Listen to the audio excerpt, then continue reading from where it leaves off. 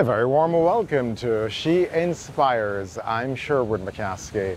Here we celebrate the women who have played their part in shaping our community through their very good work.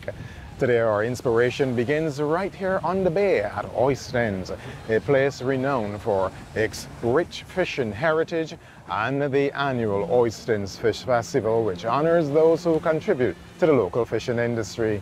Our focus is on a lady who grew up right here in the bustling fish market and lively boatyard of Oistins.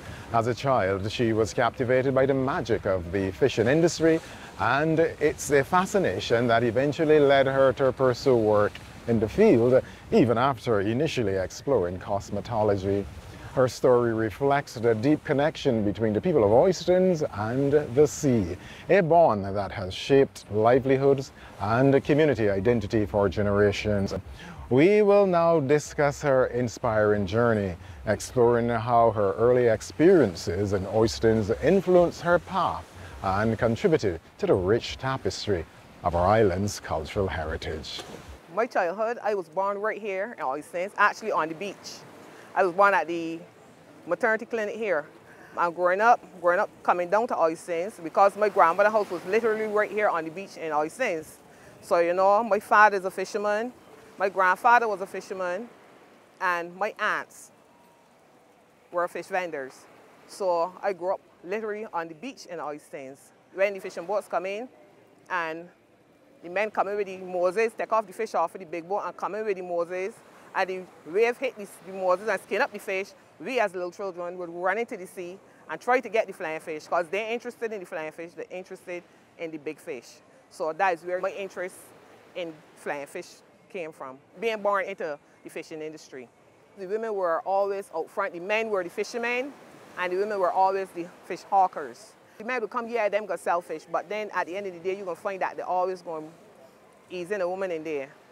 Because they know the women going to be up front and want to go to different places. They're going to want to go up to people and talk, but the men going to want to be in the background to be cutting the fish and stuff like that. But the women, I would say, part of the backbone of the fishing industry. Can't get away from that. And then, like, cleaning fish for my aunt, the flying fish. You got to be small, you got to learn to clean flying fish from small. And that was something that I had always liked, cleaning flying fish. Drifting away, as I get older, you went to school, and actually went into cosmetology. But as you know, the industry for cosmetology is very big and vast, so I had to get away from that. Which lead me right back into flying fish and the fishing industry. Well, I came into the market, cleaning fish for my aunt. Then I went to work at Morgan's Fish House, and then I leave back there, came back into the market again, which it was a back and forth something. But when you got a love for something, it's going to take you in a circle, bring you right back all the time. So now I am back up in the market, and I started back cleaning for my aunt. And then coming up front and seeing like the hustle and people selling the dolphins and the flying fish and the turpits and things. You're seeing the money, you know, the money that in the fishing industry. So I was like, you know, this is something that I could get into. So I started buying the flying fish for myself, cleaning them, and that is where it take off from. And as I was there working, there was a lady that I would always bless, and I would always speak highly of in the market, Lucille Clark. She was the one that pushed me, really pushed me into selling my own fish. And I will never ever forget her for that. So from there, I worked and I got a space in the market. Then I started selling my own dolphin and flying fish and stuff from there. That is where I end up right now. In the market, like in the boating hall, there's a lot of camaraderie in there. You know, you're cleaning and you're seeing the melts coming out, and you know, it's fun. It's like cleaning and see how much fish you could clean in a day. And ain't like no boring, ain't nothing boring. Like some jobs, you go to a job and she's like, oh, I'm going to do this job. But with flying fish, no, you go in and you clean the flying fish because you know at the end of the day, there's a good paycheck there for you. So it's something you're going to love. Wilma's passion for the fishing industry. But beyond the daily catch, she believes in collaboration and smart investment to make the business even better. She discusses how working together can create a stronger, more sustainable future for the industry. I met my boyfriend here in the market, and well, he was working elsewhere, but I met him here. And there was a point in time where we had some money, and he was like, you know what, Wilma, the best thing for me to do, maybe invest in a fishing boat. Then there won't be no where you gotta be waiting, like for a fisherman to sell you fish, and you guarantee when the boat come in, you got your own fish. So that is where it starts from. So we look around and we found a guy with a boat, a small boat, whereas we bought it and then we get it extended into a ice boat, and that is where it went from there. Busy days will be Thursday for me, because that's when I gotta get fish ready for a couple of restaurants and some hotels. So that's been my busy day, because you know they're gonna want the fish for the weekend. So that's my busy day. But like Mondays and Tuesdays, Wednesdays, very slow. Right now. But before it used to be really busy the whole week through, but now you got less boats, so it's less fish coming in. So hustle slow down. Today would be one of the hustle days, because you got a boat coming this morning. As you can see, it offloading right now. So you try to get here as early as possible and get in line to, not really line, but put yourself in position where you know you can get fish. Then you will get your flying fish. If you can start cleaning, you start cleaning, because you gotta wait then till they get the dolphin, till they get to the dolphins. So I just here waiting now to get some dolphin. So that's it. And then like I can clean, try to get clean at least 500 fish by the time now at 4 o'clock. Because I got another appointment, so you know the day is be a hustle. The day does be a hustle when you got boats. But when you ain't got no boat, it's damn time, you gotta sit down. You meet somebody new every day. And it's like somebody new every day, but different personalities. People come, you will find somebody that will come and they will be easy to deal with, and then you got another set that would come, and the story go a different direction. At the end of the day, you know whatever money you make is your money. You know that you're safe in the market to a certain extent, but to me, the rewards is like, I would say just meeting people and having friends. You know you're close to somebody. You ain't got to be worried about certain things. Working in the fishing industry is very nice. I would advise anybody to get into it. I find that when tourists come, they tell you the first thing, you know I don't eat fish unless I come to Barbados. I have tourists that literally tell me that. They don't buy fish where they're coming from. They buy fish and eat fish only when they're here. So we're trying to tell them, well, you can take back fish with you. Some of them do, and some of them get scared to take it. Because they say when they get home, they just take it from them. But you know, anyhow. It's important too, because it can provide jobs for a lot of young people. Right now we need young fishermen. They need people fishing. We need boat builders. That's something, that's another story. And we need cleaners. We need more cleaners in the market, because sometimes you will be waiting to get a fish clean, and there's only so much that the cleaners we have there can do. Sometimes people have to stand up and wait 15, 20 minutes to get one dolphin clean. Because why? That cleaner, sometimes he cleaning fish for the beer garden, he cleaning fish for people for the restaurants and walk-ins. So it's very hard. And it's something that you can make money from. There's a lot of challenges in the fishing industry right now.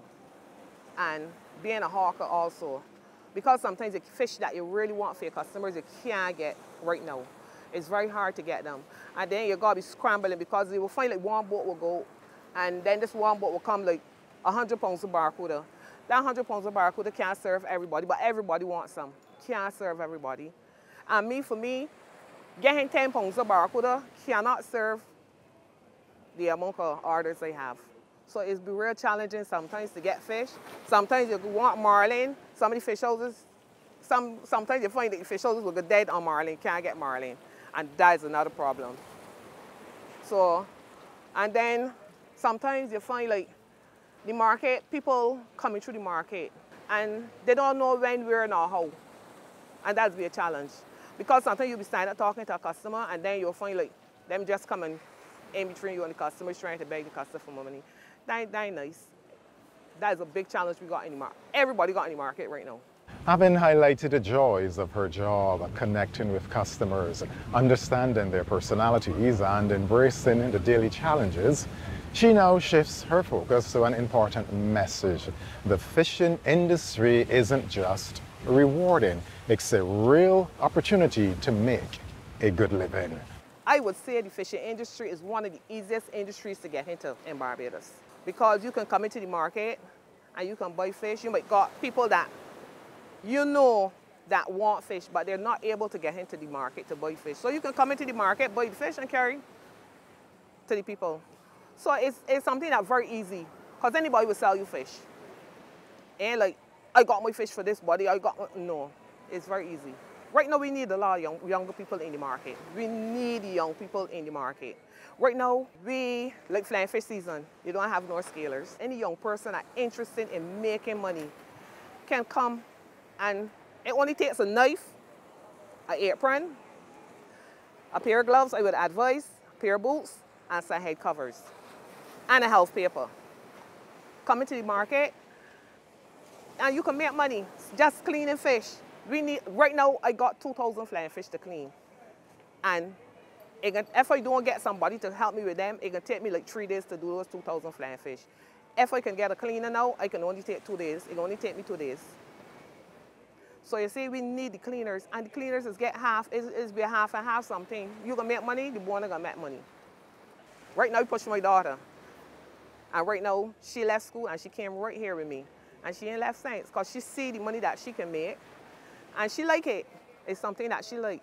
The segment of inspiration ends with a reminder that building a strong fishing industry is good for the future. And for those curious about getting started, she shares her advice for newcomers and what they should know before assuming their positions. My advice, always try at something.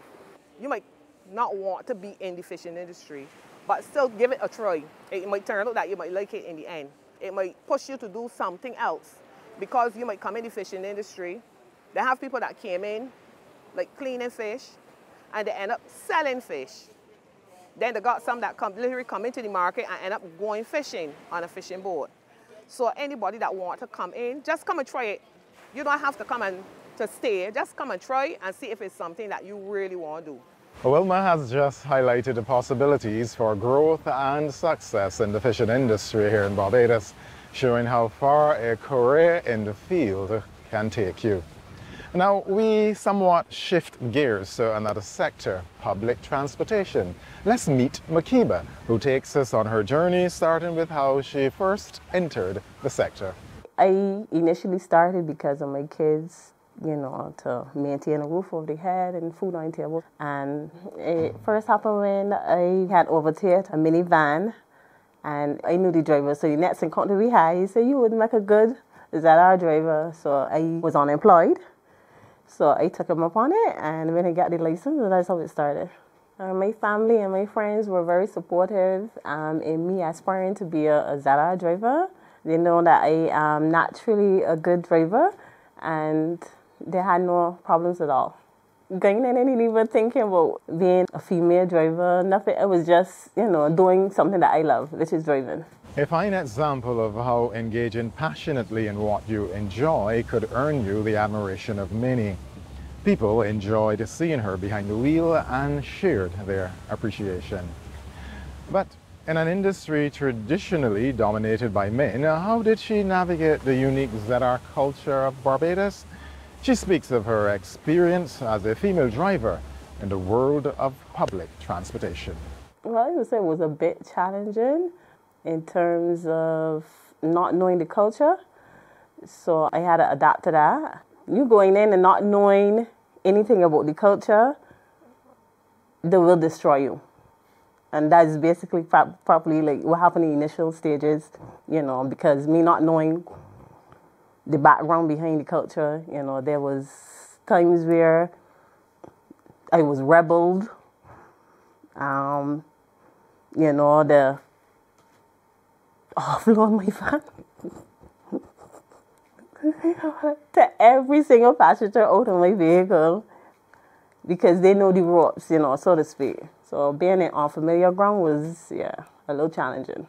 And being a female driver didn't make it any easier, obviously, because, you know, I wasn't given any privilege or anything like that because of me being a female driver. I had a conductor, and they would have be familiar with the ins and outs of the culture, so that helped me along the way. I had one instance where the van was loading, the conductor was loading the van, and a lady got in and she proceeded to sit down, and she looked, she said, a female driver, she can't drive me. And she got out the vehicle. But luckily for me, that didn't deter the other passengers that was inside the vehicle.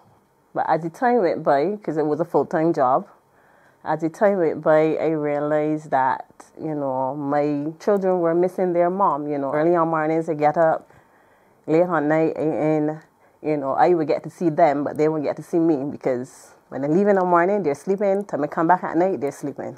So I had to make the decision to gradually remove myself from the industry. 5 days turned to 3 days, and then 3 days turned to weekends only. And then eventually, you know, I just drift off till, you know, I said I had enough. And yeah, that was the end of my journey with the PSV vehicles.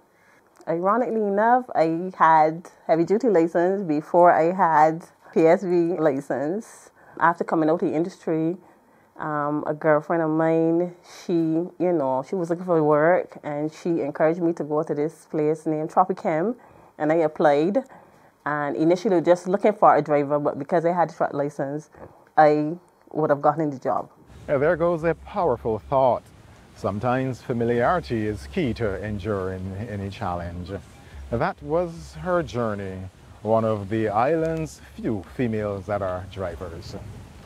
Now we turn our attention to another trailblazer, Jalissa, a female cricket umpire. She begins by breaking down what is required to step onto the field and take on the role of an umpire. At a very young age, my neighbors, they would always go to the cricket matches at Kensington Oval. So every time they would go, they would take me. So it was basically the feeling of being in the old Greenwich and Haynes stands at Kensington Oval. That really brought my love out for the game. I always wanted to have some type of involvement in the sport. I wasn't able to play at any other level besides in the road at home. So this was my chance to have some type of involvement in the sport. So when the opportunity arrived, I took it. I was working at Kensington Oval at a cricket match, and one of the umpires, he was working alongside me at the cricket match, so he would have spoken to me a bit about the course and when it was about to begin and everything. So he would have given me the information to contact the BCUA, which is the Barbados Cricket Umpires Association. And from then I would have contacted them, and this was in 2021, and that was the beginning of my journey in umpiring from there. There are 3 levels. So basically the first level, that is at the local level. So that focuses on learning the laws of the game. So basically I would have done that. There are 2 exams that are conducted. So when you get halfway with the laws, then you do that first exam, and then at the end, and then you would do the second half of the laws for the second exam. Then you would have to umpire for at least 1 season at the local level. Then you would do the stage 2, the level 2 umpires course, which is a written exam. Then after that, the following year, then you would do the level 3, where then you would be assessed in 2 matches. And after the 2 matches, then you have to do an oral exam. It's funny because as soon as I completed the courses, the first level, they would have sent an email asking for persons that were interested in officiating the match. So this was probably like a month after finishing the course, I would have officiated my first T20 match. I was a nervous wreck mixed with a bit of excitement, honestly speaking, because it was at Brer Hall. Yeah. And I was a nervous wreck.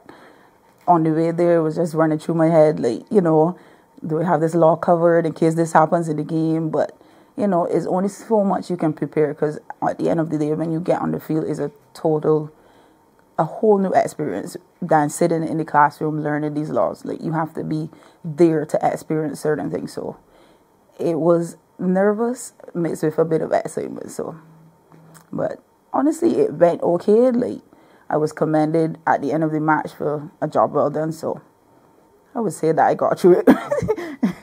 Well, Jalissa has given us insights into what it takes to be a cricket umpire. But how does she handle the intense competitive spirit of the players? She shares her approach to managing high-energy matches, and she reflects on a game she will never forget. For one, you need to be good at calculations, because usually if it rains, especially in a limited over match, we usually have to recalculate the overs. Then you have to deal with the run rate. Really and truly, you have to be able to calculate that in a split second, because you have players breathing down your neck trying to figure out what time you're going back on, how much overs. Like, so you have to be able to think quickly, adapt quickly. But yeah, lots and lots of patience, honestly. Confidence. You have to be confident in your decision making. Yes, you know, sometimes it may not be always the right decision, but at the local level, we only have probably 5 seconds, the most. 5 seconds maximum to make this decision. We're not, you know, entitled to have DRS here, so it's 5 seconds maximum we have. So you have to be confident and have a lot of patience, and a strong mentality. My first full season, there were many days that I would have left, you know, wondering if this was the right call. And, you know, as you say, it's the decision you make on the day, there's no turning back. So I had to learn that the hard way. Like, stop studying, you know, it's done, can't do anything about it. Just learn from it, move on. I guess the competitive spirit in all of the players, like, wanted to just win. Sometimes it can get a little bit over the top, you know, people can get carried away, but sometimes you have to simmer it. But to speak of a good time, honestly, my most memorable match would have to be the second division finals that would have just finished last year. That would have been my most memorable match. Being able to actually umpire in a finals league, it felt like there was some type of recognition for a good job that I was doing. So that would be my most memorable. Well, the first day, that was rained out. Yeah. It was Carlton versus BNOC. The first day was completely rained out. It was at Lears, so we weren't able to have any play on that first day. But the other 2 days, they went smoothly. There weren't any major, you know, decisions that would have altered the game in any way, but it went smoothly. And as usual, you know, people would commend me for a job well done after. So it went pretty smooth. Being that, you know, it's known to be a male-dominated area, there would have been, you know, occasional jibes, you know, from players, maybe some spectators thinking that, you know, women aren't supposed to be here, women aren't capable of doing what the men are capable of doing. But as I said before, strong mentality, patience, that would have pushed me to keep going. Beyond managing the competitive spirit on the field, Jalissa has her eyes set on even bigger achievement.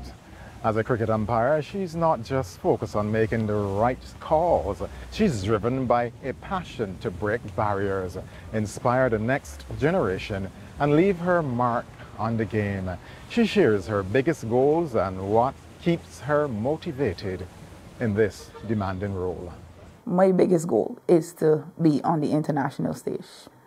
That is my main focus right now. Probably I will get to the regional level first. Then we have the women's CPL that is playing. So right now there's a need for female umpires. There is a need, a real need for female umpires. Right now, even at the local level, we have a shortage in numbers of umpires. So there is a need for female umpires because the game is evolving. You can see that with the female matches, you have mostly female umpires. If this is a path that you want to take, go for what you believe in. Be confident. Take the path.